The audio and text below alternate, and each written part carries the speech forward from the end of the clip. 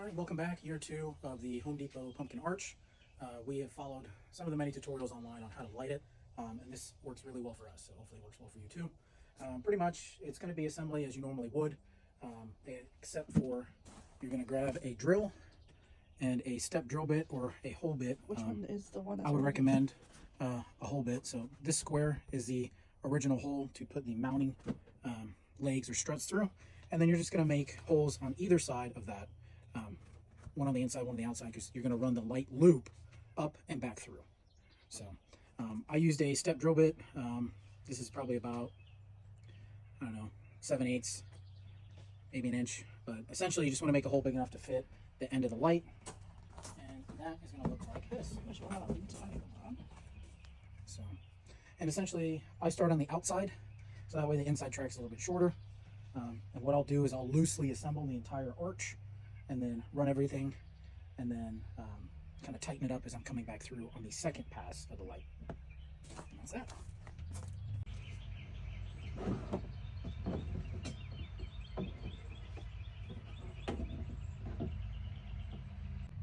So the easiest way to string the light through is to essentially like lay the entire arch on the floor and very loosely have it all close together, and you run your light through.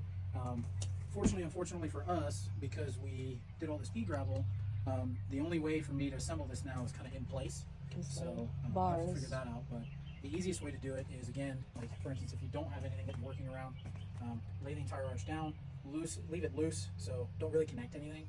You can run the lights through, and then, like I said, on your second pass through is when you're going to start tightening everything back up. So your first two pieces, you make a straddling hole around the support leg. The same is going to go for the transitional piece, which would be the third in the arch. This is a piece that you're going to have a nut and bolt that clamps it down, and then there's also going to be like a cam lock to the next connecting piece. So this one, so it pretty much goes like this. On this one, you'll also run 2 holes straddling that original hole, and then the next piece from that, you're just going to widen the original hole to make room for it to pass, and then from there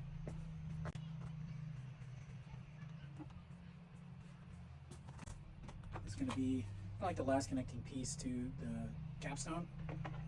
There's enough room on the bottom but not on the top, so again, I'm just going to hollow this out pretty much in the middle, making enough space.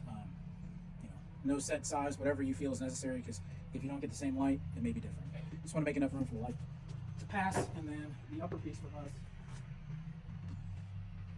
did have enough room, as you can see, and then rinse and repeat.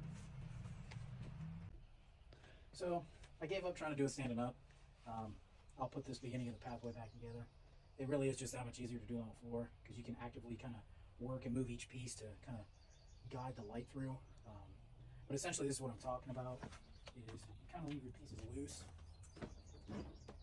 And then I'm kind of making my first loop, so I'll go all the way through, and then I'll come back, and as I'm coming back the second round, I'll kind of start to tighten stuff up. You don't want to go, I don't want to say like completely together until you make sure that obviously you're all the way down the other round.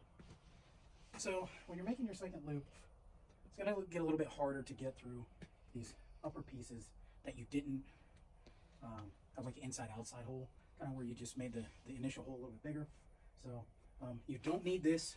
This is called a wire fish, or whatever you want to call it.